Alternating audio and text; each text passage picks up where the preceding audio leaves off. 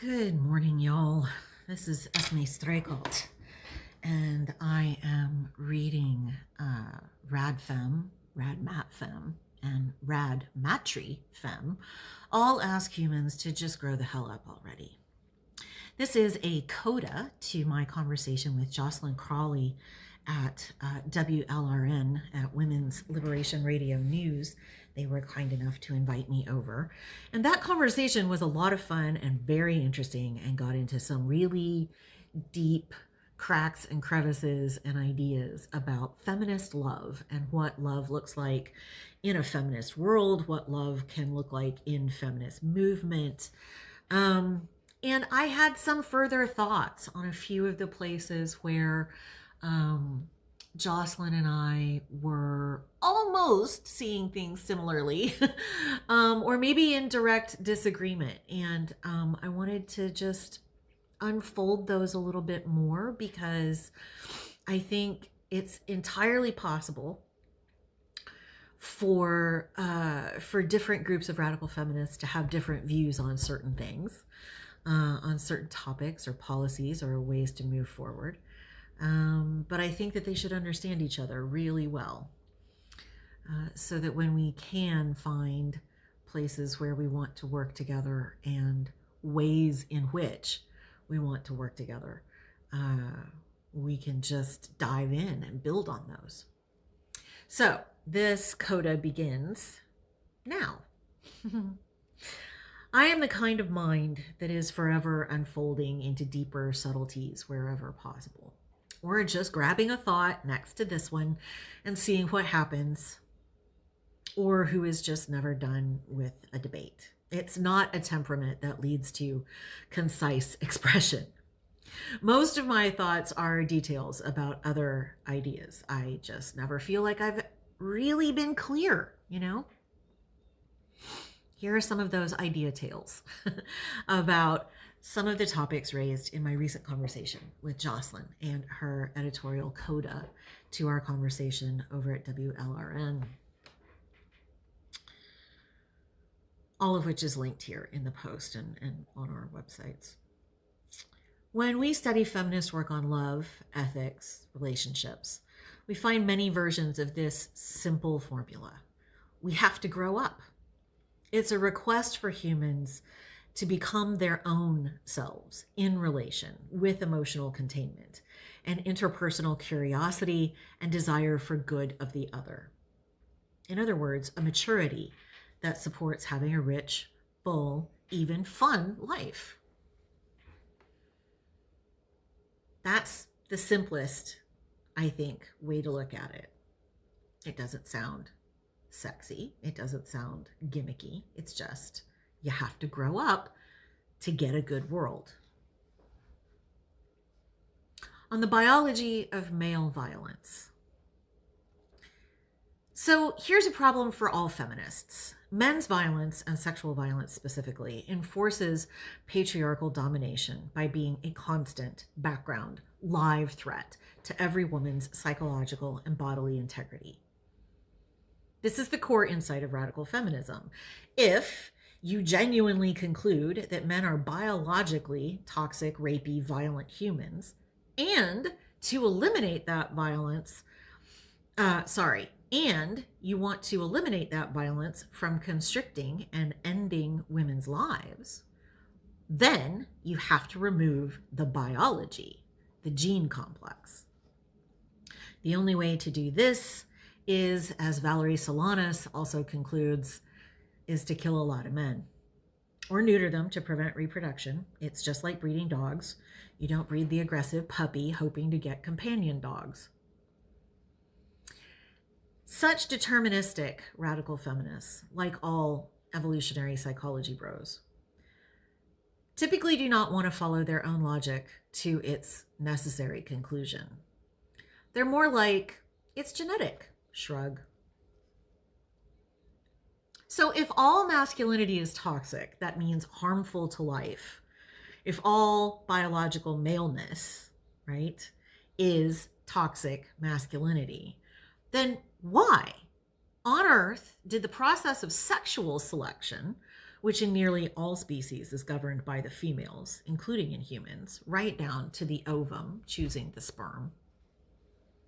Evolve, why did that system, a system the females control, evolve women who really prefer not being subjugated, raped, and murdered by men for profit, fun, and homosocial bonding? Even the process of a reversed sexual selection, patriarchy, in which males choose their mates, has not, in these 5,000 years, managed to evolve females who seek rapists to parent our children. That's why they have to fool us or drug us or kidnap and traffic us. And if maleness is biological and toxic and therefore universal, then how did all those matriarchies and matricultures exist for the, let's just call it 40,000 years we can prove before those 5,000 years we've been living in? It helps if our facts and our theory for organizing those facts into knowledge and our ideology actually align consistently with each other. This is one of the reasons Jane Clare Jones worked out a radical and materialist feminism. It's a hybrid of radical and socialist material feminist theories that opens pathways where each of them hits a cul-de-sac.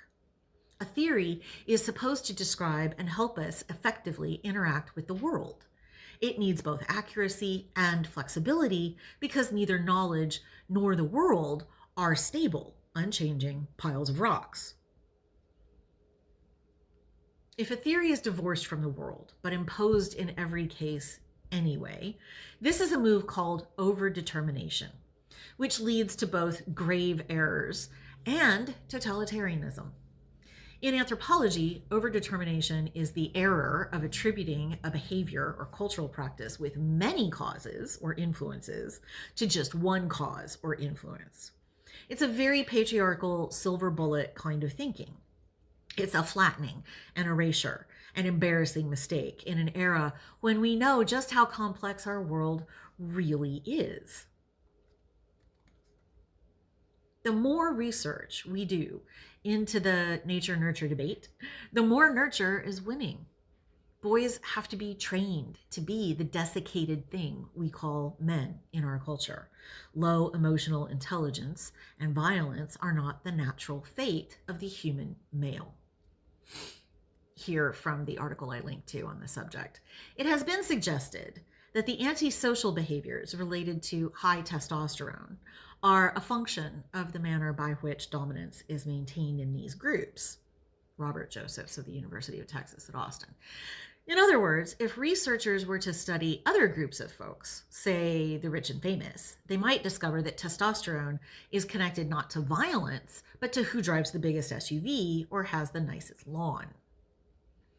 Testosterone is a hormone related to status, related to prestige and dominance, right? Dominance is a very physical synonym for prestige. So prestige can also be culturally assigned to cars or lawn care or human care work or excellence at supporting a community.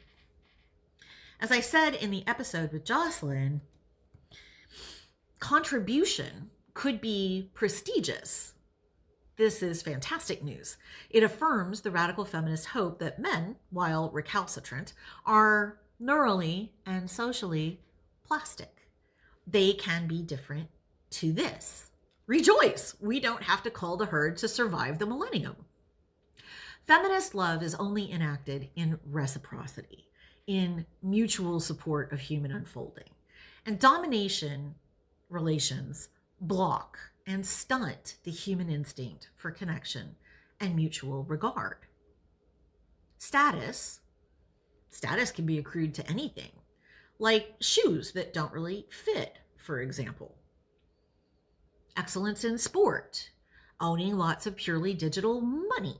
So that if we, women, the ones who do the sexual selecting, tie social status to service, to contribution, then we move towards something closer to the matriarchies or communities of care we actually evolved in, that are our natural default, and that patriarchy alienates us from in every part of our being. This is the difference between separatist radical feminism and radical materialist feminism. Radical materialist feminism is not sure, but hopeful that men are capable of being more human than patriarchy allows. It means we can go out of business one day. It means we can center women and children as a way of life that becomes the norm and not live in fear of men every day of our lives. Is that not the goal? In support of this idea, I've linked here my review of Carol Gilligan's In a Human Voice over at The Radical Notion, which is some very useful and encouraging reading, both the review and the book itself. On interrelation and reciprocity, these are two of the other terms that we talked about. At base, feminist love asks us to take our best ethical systems seriously and live them.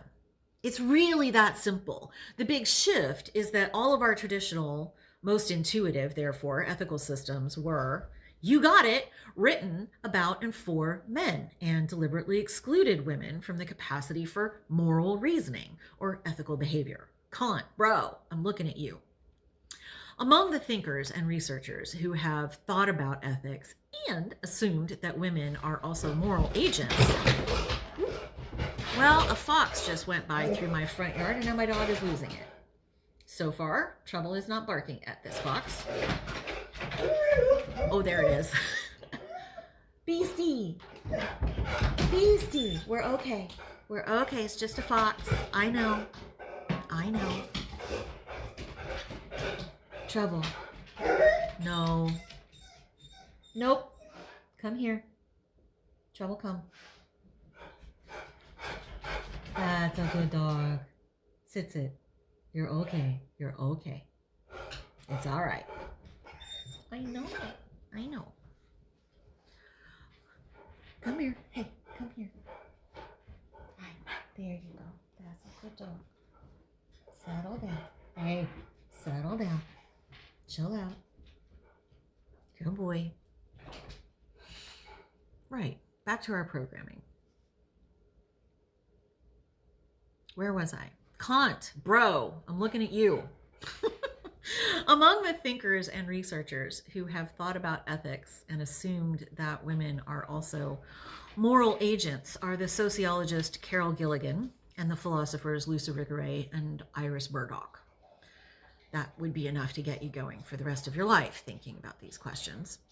The latter there, Iris Murdoch, being a great thinker of process relations and moral imagination.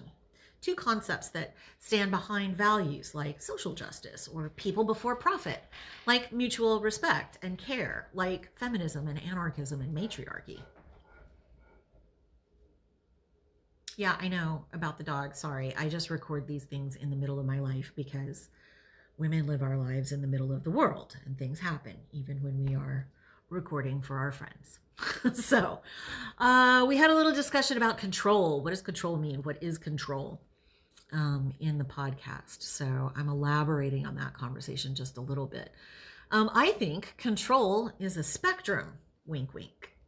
It runs from impositional control, power over, to emergent control, power with. Violent domination, state and colonial violence, interpersonal and sexual violence, coercive control, propaganda, cultural and social traditions sometimes, raising and socializing children, the discipline of learning, training in a physical discipline like dance or martial arts, applying skill to a craft, art, project, from space travel to architecture to watercolor painting, meditation, mature emotional regulation. These are all flavors of control. Dictators use impositional forms of control, power over.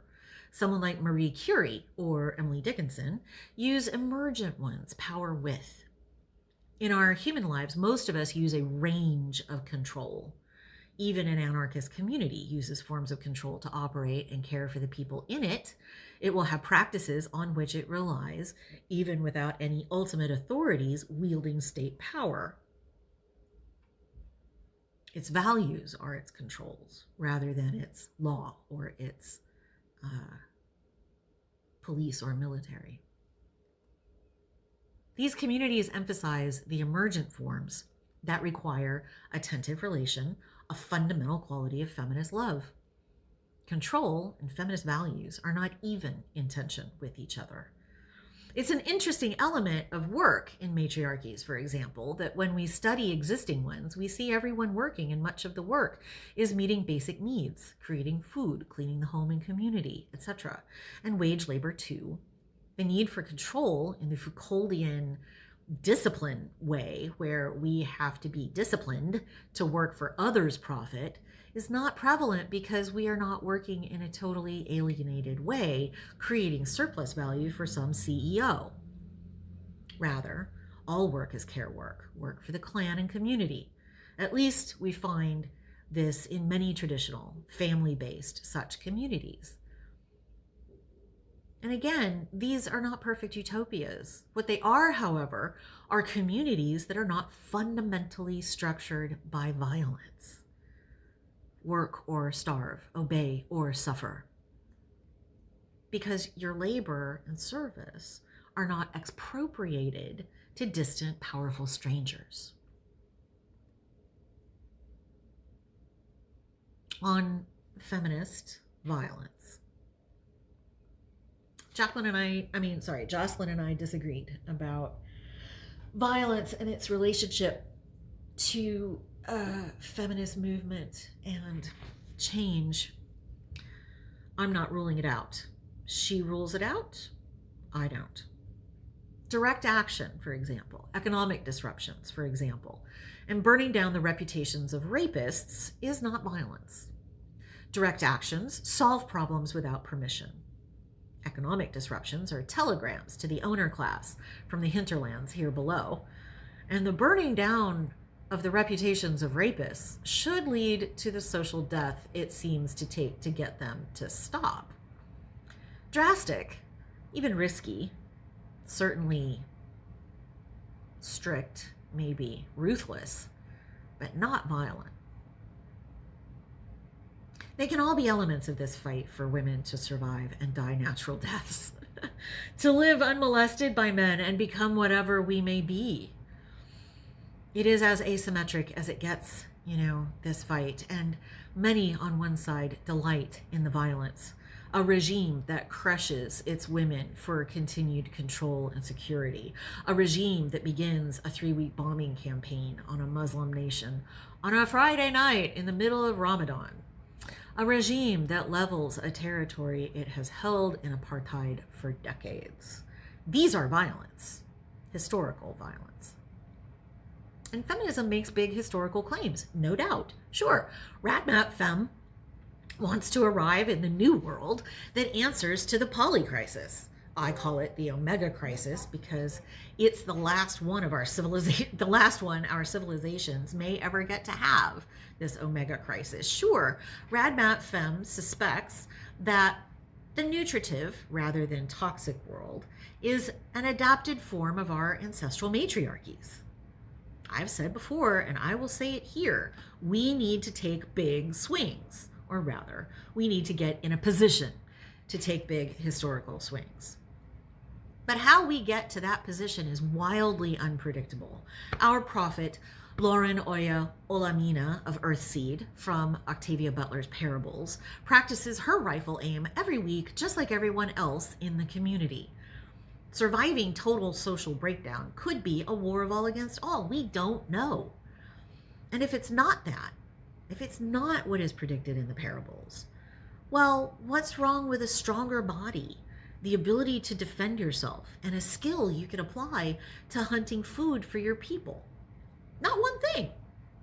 Moreover, if we are peaceful because we cannot become violent when necessary, then we are not peaceful. We are subjugated. Only people equal in dignity and agency can be peaceful. To take power in order to destroy power, as Françoise Daubonne teaches, will look like violence to many even when it's benefiting them. Power is an abstraction of very real things: money, protection, the ability to apply force or coercion, the agency to make decisions that affect others. As I said in the podcast, you can tell who has power because all they have to do is say no.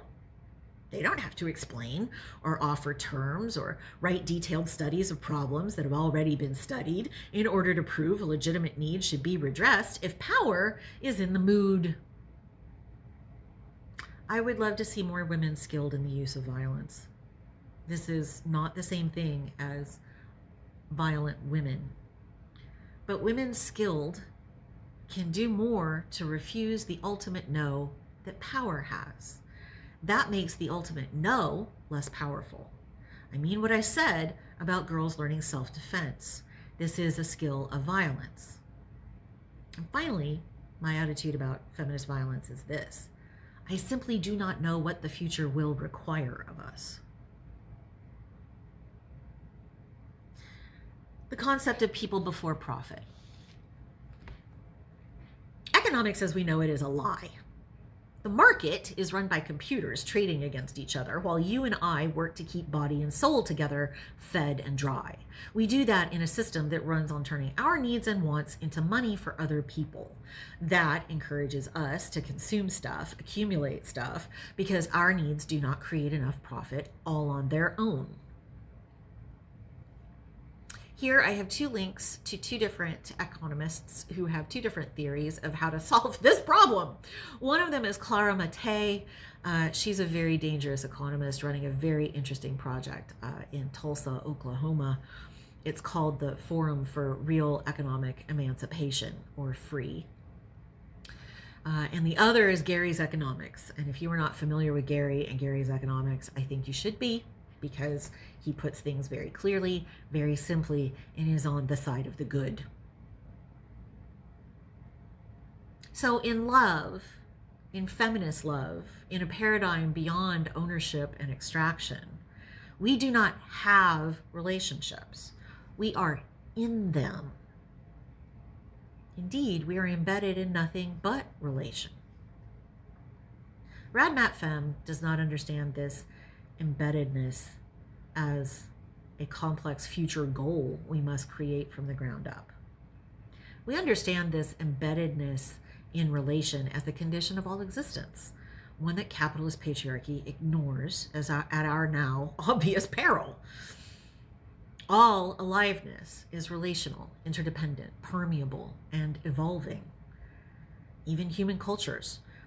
For more on this, take a tour of process philosophy. Phenomenologists like Henri Bergson see Creative Evolution especially. It's just a freaking amazing book of philosophical work on how life unfolds from a philosophical point of view. Take a look at the feminist philosophers Luce Irigaray and Iris Murdoch, who I mentioned earlier, and look at the human relational psychological models of Carol Gilligan and relational life therapy. These all resonate with our actual being. They become almost intuitively and immediately clear. I mean, except for Irigaray, because she's hard to read. But the others make a lot of sense almost instantly, because they're describing what we are really living in, right? Your very metabolism is a process of relation with the world. You take the world in and you excrete what you don't need, right? Which itself should be able to turn into some more world. Patriarchal relation as property rights reserves and denigrates this embeddedness, patriarchal relation as property rights reverses and denigrates this embeddedness, lets the default male stand outside nature and pretend that it and women belong to him. The whole operation grates and harrows the actual relational and reciprocal nature of all things, which is why our world is so painful to live in, so sickening to the world and to us, and on its way out. The basis of the patriarchal subject, default man, the godlet, Jane's word, is an ideal of isolation that would and does actually destroy most living things. The embeddedness in relationality needed to operate in feminist love is humble always and humbling until we learn to stand in our human authenticity. That is to grow the hell up. On toxic masculinity, one more time. Adjectives exist to help us distinguish elements of nouns and among nouns that belong to a larger category. Every part of all varieties of the hellebore plant are toxic. That's why there is no designation toxic hellebore. It's just plain hellebore. Men, as problematic and toxic, even poisonous and lethal, as many of them are not all toxic. Hence the adjective. That would already have been the end of the human species had that been the case. Patriarchy, however, is all toxic. Whatever is natural in humans would be hard to parse after 5,000 years of this fuckery.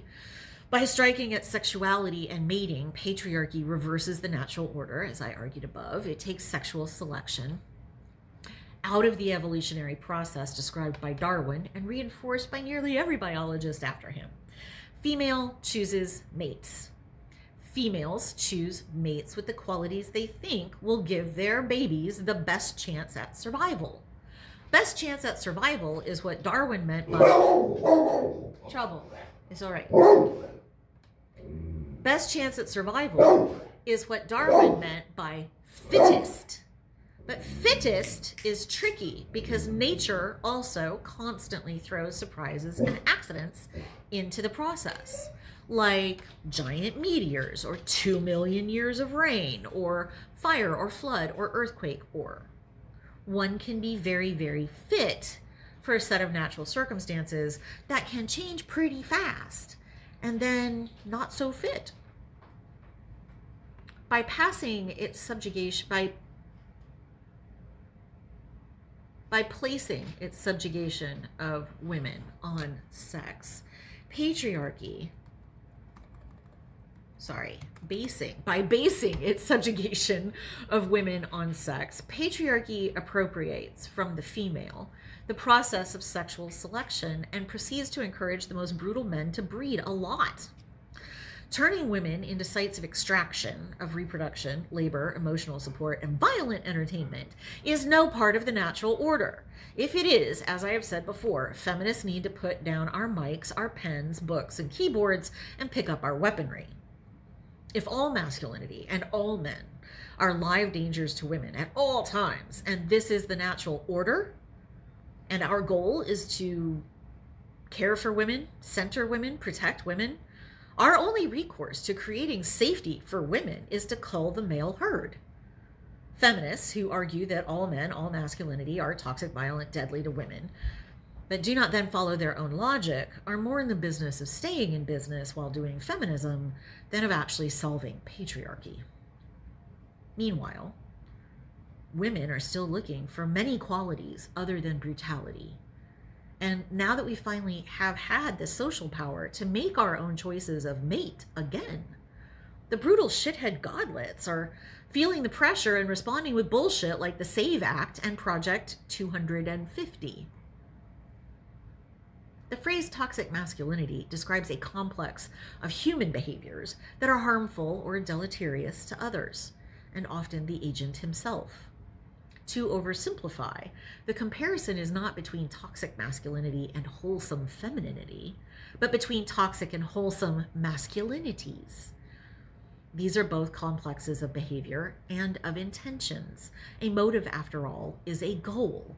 Charm can be a sign of genuine interest and elegant curiosity, or it can be cover for a malignant desire to manipulate. But it looks the same at first. The first is an element of wholesome personality, genuine interest, elegant generosity, because it is relationally intended. And the second is toxic because it is extractive in its intention. We have to feel our way into understanding them either way.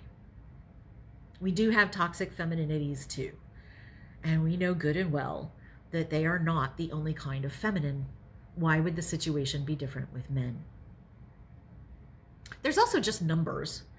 One rapist is typically also responsible for something like 1,200 other crimes of abuse and assault against people in his lifetime. One toxic man does way more harm in the world than he should be able to do. And while there are many such men, their collective effect is far, far larger than their numbers. As a feminist, I want us to hold on to two facts here. One, the harm is how we should measure the severity of the problem, not the number of men doing it. And two, wholesome men also affect many hundreds or thousands of people in ways that are good for them. And good men, with a bit more real courage than we see in them now, are the antidote to toxic men. Radical feminists have always believed in the existence and agency of wholesome masculinity and good men. One of our goals is to see more of it and more of them. It is patriarchy that teaches men that they are naturally atavistic, violent, lustful competitors in a zero-sum game of wealth and prestige. Patriarchy wants toxic men. It must create them. It does not accommodate them. It builds them. And it builds them mostly to serve the incredibly toxic men at the top of that hierarchy. The people we now refer to as the Epstein class, the ruler class, the sort of governments behind the governments, the network behind the governments. You see it in the US manosphere to far-right pipeline. They want angry, entitled, violent young men to help them subjugate you and me. But the disciplines of socialization remain imperfect, and some men remain more wholesome than the system would prefer. You see this in the breakdown of individuals in military basic training. Most men and women have to be remade from regular humans into soldiers ready to use lethal force. If men were just naturally violent and dominating and driven to control others at all cost, they would only need to be trained to aim well and wait for orders. That is not what basic training is. I see no reason for radical feminists or radical materialist feminists to hold patriarchal beliefs or values. Except maybe wanting to stay in this work forever, having no other vocation or interest. Like, I can think of a lot of things, a lot of interests and abilities I would like to develop in my life. I don't really want to dissect and correct patriarchy my whole life long. I agree. Good men need to do better and more consistently. Here's a quote from Lissa Rankin's Substack, The Body is a Trailhead, in an article, Why Are So Many Powerful Good Guys Gaslighting Us About the Epstein Files? I also want more consistency from men. Lissa writes, but I do love and respect and appreciate many men who do their best to be good men. I assume all good men, all men with empathy, all men with hearts, all men who call themselves doctors or healers or therapists or trauma healing model builders, at the very least, would join us women in our moral outrage, center us for a while, and validate our pain and the wrongness of it all. Some men I know are indeed responding that way. But far too many good guys are acting really squirrely, irrational, and flat out wrong-headed. They get defensive the minute you even mention words like patriarchy or misogyny or male entitlement, which we all know as male fragility. But shouldn't we all be on the same page when it comes to believing and validating Epstein's victims and holding anyone who was an accomplice or enabler of Epstein to account? Why are these alleged good guys insinuating that women have gone crazy, that Epstein's victims are lying or exaggerating, or that women with moral outrage are preparing for some kind of witch hunt? Oh, there is toxic masculinity, and bad men embody it. They do global scales of harm to women, children, and institutional society. They must be changed for that to change. But the idea that they might change necessarily means we know of a wholesome masculinity that they could embody instead. All patriarchy is toxic. That's why we just call it patriarchy. Patriarchy is hellebore without the gorgeous winter flowers, which is to say ugly, serrated, and sharp. On intellectual property and political boundaries. I really didn't want to write this bit. I was hoping I wouldn't have to, but I'm gonna. Someday, after the revolution, as the socialists say, we will not link creativity or thought to physical property in our economic systems. But we currently do. And feminists have almost no access to these properties as feminists. We are anathema, canceled. So, credit for our creativity and cleverness and work and effort is essential as two elements of our work. One, it honors women's work and brilliance, both of which are erased in patriarchy and capitalism. And two, it helps us keep our boundaries as feminists with differing theories, prioritized goals, and even political commitments or allies. Those differences can be useful and great when we find ways to work across them, when we find the issues where we overlap. Some of those differences, however, are going to remain intractable. When one or more radical feminists, in quotation marks, take some pretty clearly not radical feminist choices, the patriarchs stereotype us all as whatever the least rigorous of us have done. And it really fucks with our ability to make any material and effective progress for women. To that point, WLRN is not the origin of the following definition of patriarchy and Medusa Rising's own mission. Patriarchy is the interlocking legal, economic, cultural, and religious systems and traditions that support male supremacy. It was born in the commodification, rape, and murder of women. It has existed in remarkably consistent forms for 5,000 years, and Medusa Rising means for this millennium to be its last. We are very pleased that these sisters at WLRN read our website and agree with us, however. U.S. feminists operate in a world of no money and no access to power. So the one thing we have and can offer each other is clear and enthusiastic credit for and sharing of our work and creations. This is not the first time I have seen a feminist organization accidentally blur the lines of intellectual credit or origination. I would like us all to be more respectful. Feminism, love, duty. This is like a subsection of the intellectual property and political boundaries section. Feminism, love, duty. We have a duty to win. That's what I keep front of mind. We have a duty to win for the sake of our sisters and future great-great-granddaughters. To win, we will have to develop our facility with feminist love for each other and practice it every day. At the same time, feminism has boundaries. Radical feminism has boundaries. It has commitments. It is not a brand or a social club. It does not include, among its values or commitments, the surrender of women's rights to one group of men rather than another. It does not make friends with the authors of such policies as the SAVE Act or Project 2025 or Project 2050. Rights, serious political actors understand, are not badges. They are not civil. They are instead civil guarantees of material resources for living a human life. The vote, an education, employment to keep a roof, etc., etc. These resources help people be alive and determine the course of their own lives. Take that away and you have only subjugation. Genocide is not feminist. Goalless military excursions are not feminist. Manipulative uses of civilian aid are not feminist. Supporting racists and rapists is not feminist. Confusing sex for gender and insisting that some men are women is not feminist. Threatening to annihilate feminists for holding to our values and commitments is not feminist, and it certainly is not love. It's hard, love is.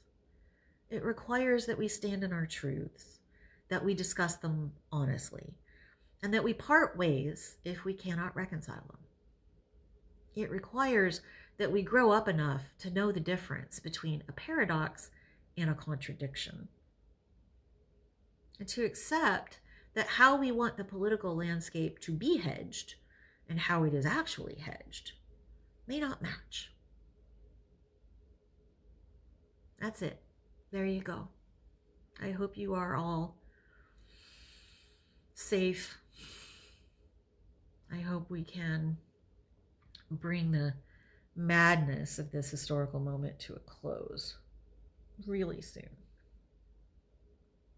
Meanwhile, be good to each other. Be excellent in yourselves. Okay. See you soon.